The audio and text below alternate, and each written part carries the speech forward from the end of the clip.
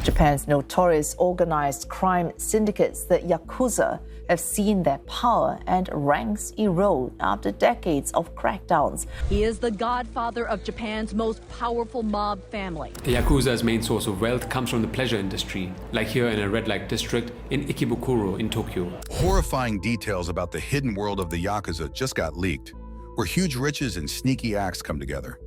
These underworld bosses have become experts at mixing big crimes with big money. They are Japan's largest private equity fund.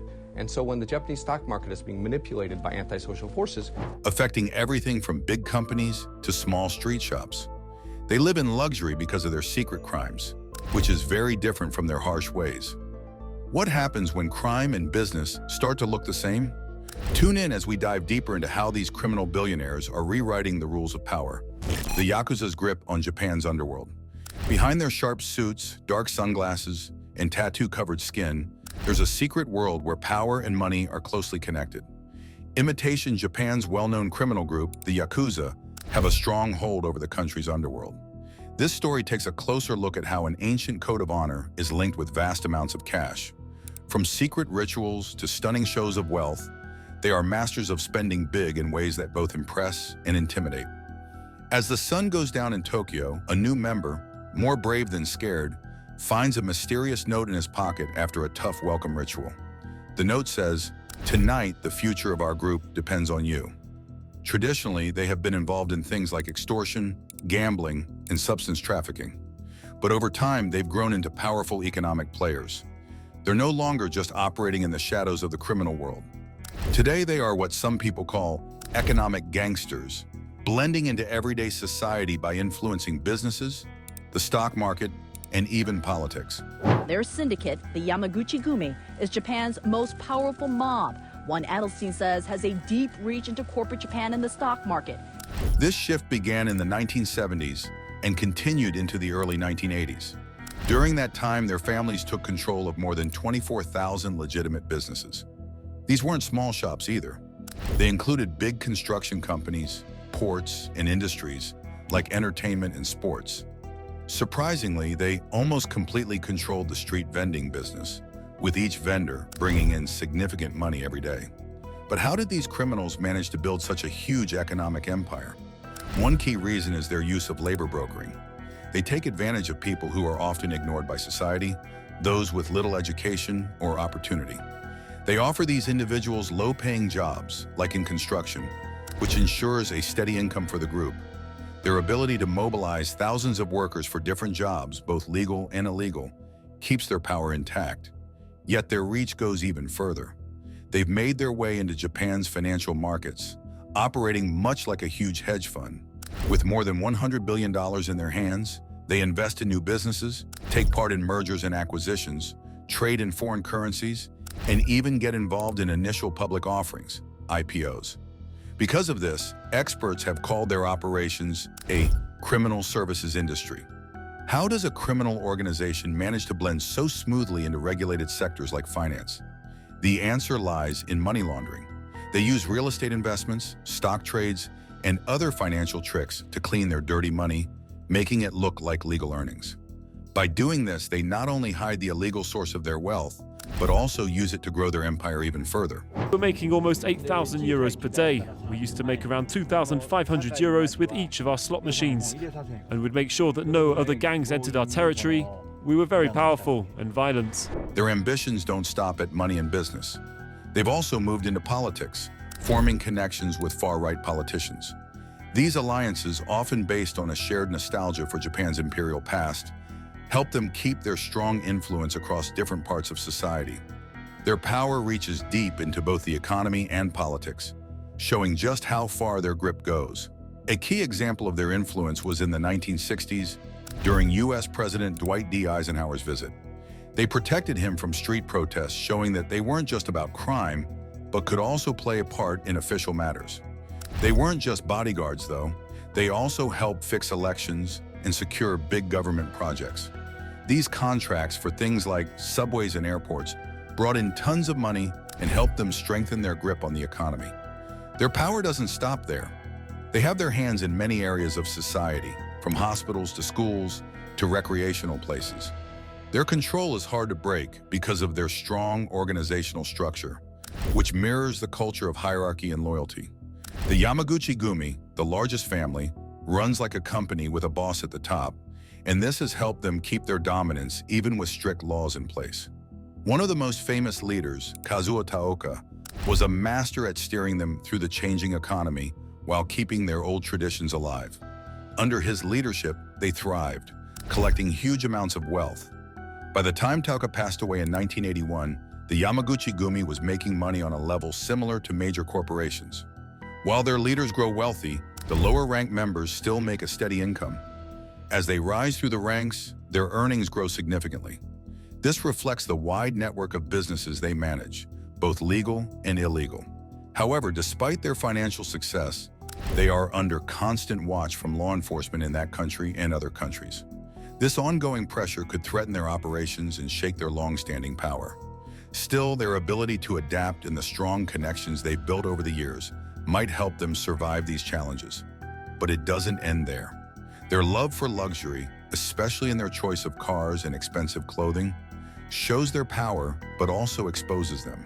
Their flashy but somewhat discreet lifestyle allows them to blend in, but it also highlights just how deeply they are rooted in Japanese society. The big question is whether their influence will continue in the face of changing laws and economic trends. This isn't just about their survival, it's about how the country itself is changing. The future of them might reveal a lot about where its culture and society are heading. After World War II, the nation was in a period of rebuilding, and they were quick to embrace symbols of wealth and success from the West. One of their favorites became the Cadillac.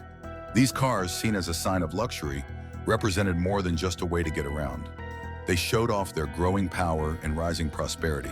By the time the 1980s came around, the economy was booming, and their love for luxury only grew. This was the era when the Mercedes-Benz S-Class became their car of choice. The S-Class wasn't just a vehicle, it was a statement of power and prestige.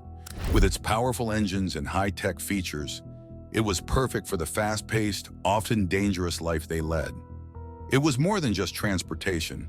It was a command center on wheels, a symbol of authority and protection all in one. As this tale of crime and capitalism continues, we'll soon explore how the Yakuza's reach extends even beyond the economy into the very heart of political life. The strategic shift in their fleet choices. Around 2012, there was a noticeable shift. Many members started trading in their fancy sedans for something more practical. Minivans like the Toyota Alphard. Now, you might think a minivan isn't exactly luxurious, but the Alphard is no ordinary van. Its design made it perfect for adding bulletproof armor without losing any comfort. It became a favorite because it combined practicality with luxury. With its spacious interior and high-tech features, it reflected a new strategy for them, being less flashy but still powerful. The Alphard's simple yet elegant design fit perfectly with their evolving image. It allowed them to move around unnoticed while still enjoying all the comforts of a high-end car. This shift shows how they adapt to a changing world, staying sharp, low-key, and still in control. Why do they go to such lengths to customize their cars in ways that most people wouldn't even notice? In their world, every little detail is important. Every choice they make about their cars is a reflection of their identity and their place in Japan's society. Through these vehicles, they continue to express their power and keep their legacy alive. For them, selecting a custom car is more than just choosing a way to travel. It's a bold declaration of power. Their love for luxury cars plays a significant role in how they present themselves to the world, especially in Japan's lively nightlife. When members arrive at exclusive nightclubs or private lounges in their high-end vehicles, their presence immediately commands attention. These places often serve as hubs for important business deals and social interactions, where even the choice of car parked outside can influence negotiations and the way others perceive them. One can picture a sleek black Mercedes S-Class pulling up to a high-end club in Tokyo. As the car door opens and a boss steps out, flanked by his followers, the crowd goes quiet, taking note of the silent message of authority the car projects. The choice of a luxury vehicle isn't just a matter of taste for them. It's a way to display their influence and status. The more extravagant the car, the higher the rank of the person driving it, marking their place within the organization. But the importance of these cars goes deeper. Luxury cars for them are more than just a symbol of current status. They represent lasting power. In a world where alliances can shift and power can be fleeting, owning a durable and impressive vehicle serves as a way to show that their influence is built to last. A strong car mirrors the idea of their strength and resilience in a fast-changing society. The roots of the group stretch back to the 17th century, a time of deep social divisions. Samurai warriors who had once lived by a strict code of honor found themselves without masters and without purpose. Many of these warriors formed into groups known as kabuki mono, where they took on an extravagant lifestyle, defying societal norms with their flashy clothing and bold hairstyles. Rather than fading into obscurity, these samurai-turned-rebels sought to make their mark on society through disruptive behavior. As the nation moved towards unification under the Tokugawa shogunate, these groups evolved into more organized factions. Two main types of groups emerged: Bakuto, who ran illegal gambling dens, and Takiya, who operated as traders at festivals. These early factions laid the groundwork for what would eventually become them. Though they started as small-time operators, they modeled their group structure on the feudal hierarchies of the samurai, ensuring tight organization and loyalty. Over time, as the government weakened, these groups seized the opportunity to extend their reach. They took control of underground economies and provided protection to businesses. Police in Japan have arrested the suspected head of the Kudokai, one of the most violent Yakuza organized crime rings. Often backed by an implicit threat, by the 19th century, they had transformed from small, loosely organized groups into a powerful criminal syndicate, exerting control over significant aspects of both the economy and society. Their ability to offer protection allowed them to grow in wealth and influence, evolving into one of the most formidable organized crime groups in the world.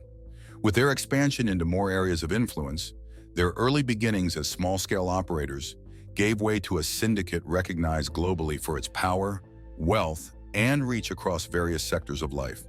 In the late 1800s, when big changes were happening in the country's underground world, the small-time gamblers and hustlers from earlier years came together to form them, a powerful and infamous group. This time wasn't just about surviving for them, they actually grew stronger and wealthier. As the 20th century went on, they expanded their activities far beyond gambling. They got involved in more serious crimes like substance dealing, human trafficking, and extortion. But they didn't stop there. They used industries like construction, real estate, and entertainment as ways to launder money and build their empire even bigger. They weren't just a group of criminals running wild.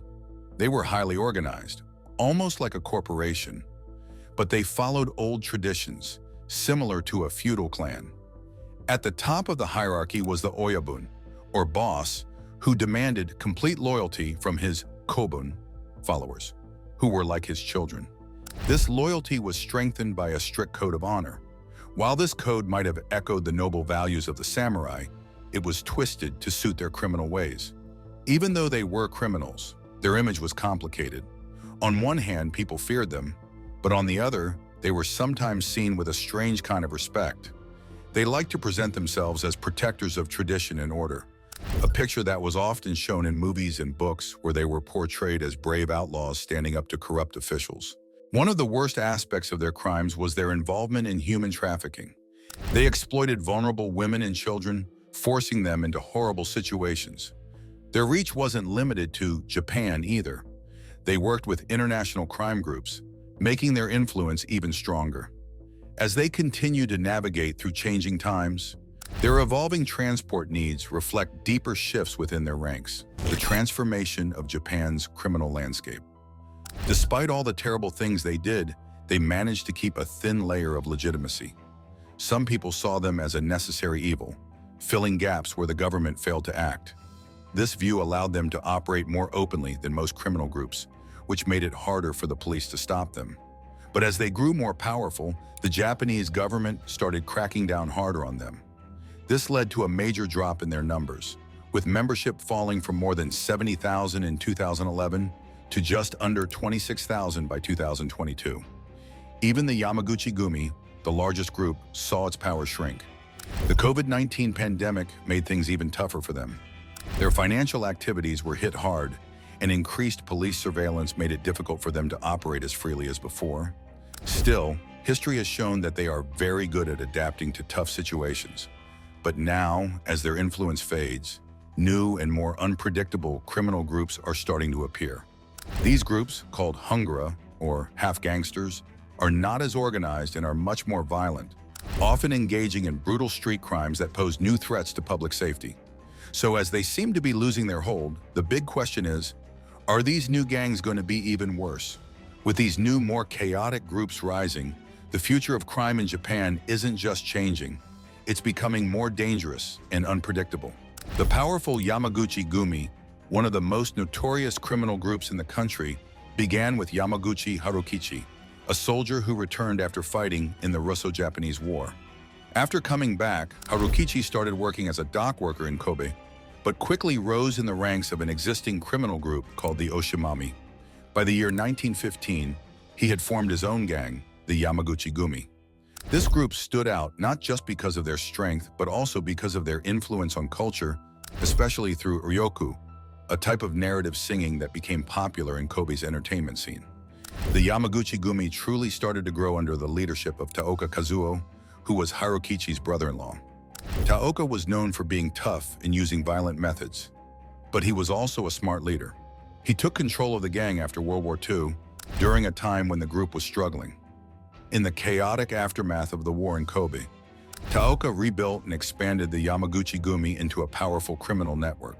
He didn't just rely on force, he expanded the gang into areas like construction, gambling, and extortion. By the mid-1960s, Taoka controlled about 80% of Kobe's shipyard operations and brought hundreds of smaller gangs into the Yamaguchi-gumi, making it one of the most powerful forces in the criminal world. Even after Taoka's time, the Yamaguchi-gumi continued to grow. By 2005, Shinobu Tsukasa had become the leader, or kumicho, of the gang. If Taoka was the one who built the Yamaguchi-gumi, Tsukasa was the one who managed it in modern times. He used a mix of careful planning and strategic thinking to guide the group through new challenges. However, his leadership wasn't without problems. In 2015, an internal conflict caused a major split within the group, creating a new faction called the Kobe Yamaguchi-gumi. Despite these internal issues and pressure from outside forces, the Yamaguchi-gumi remained very influential. They maintained a strict structure and continued to control a lot of the criminal activities, including extortion, gambling, substance trafficking, and construction. Tsukasa made sure the group didn't just stay important, but also connected with other crime organizations around the world, expanding their reach internationally. Interestingly, the Yamaguchi-gumi is also known for some charitable acts, like helping during natural disasters. Whether they do this to improve their public image or out of genuine concern is unclear, but these actions add a complex layer to how they are seen.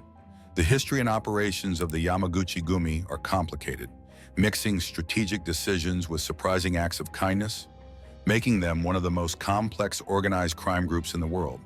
Wine plays an important role in bringing people together in a relationship that goes much deeper than just business.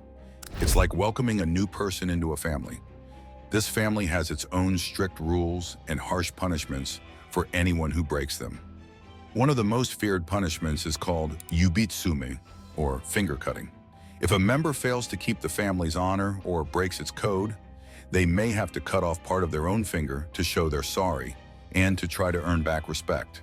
Think about how much pressure that kind of commitment brings. It's a clear sign that in this world, mistakes aren't just forgiven, they're paid for in painful ways. But after the serious Sakazuki ceremony, where members pledge their loyalty, the mood shifts completely. What starts as a solemn moment quickly turns into a celebration. Men who were just making serious vows now join together in a party filled with laughter and fun.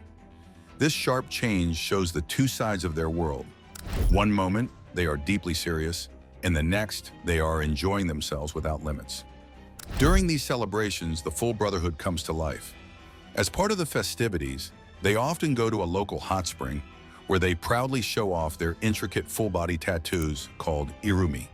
These tattoos aren't just for show, they are symbols of honor, permanently marking their dedication on their skin. The designs, which often include mythical creatures and warriors, tell stories of bravery, sacrifice, and the rich history. By the end of the night, what remains is not just the memory of a ceremony, but the birth of a new identity. The Sakazuki ritual is much more than just an initiation. It's a way of becoming part of a new family, where loyalty and honor mean everything, even as the world around them changes. The power of the Sakazuki ritual comes from the combination of serious commitment and the celebration that follows. It demands total dedication from those who take part, and it clearly shows how far they are willing to go to keep their traditions alive, even as they face new challenges in the modern world. What are your thoughts? Do these organizations have a place in today's world, or should they be completely eradicated? Let us know, and don't forget to like and subscribe.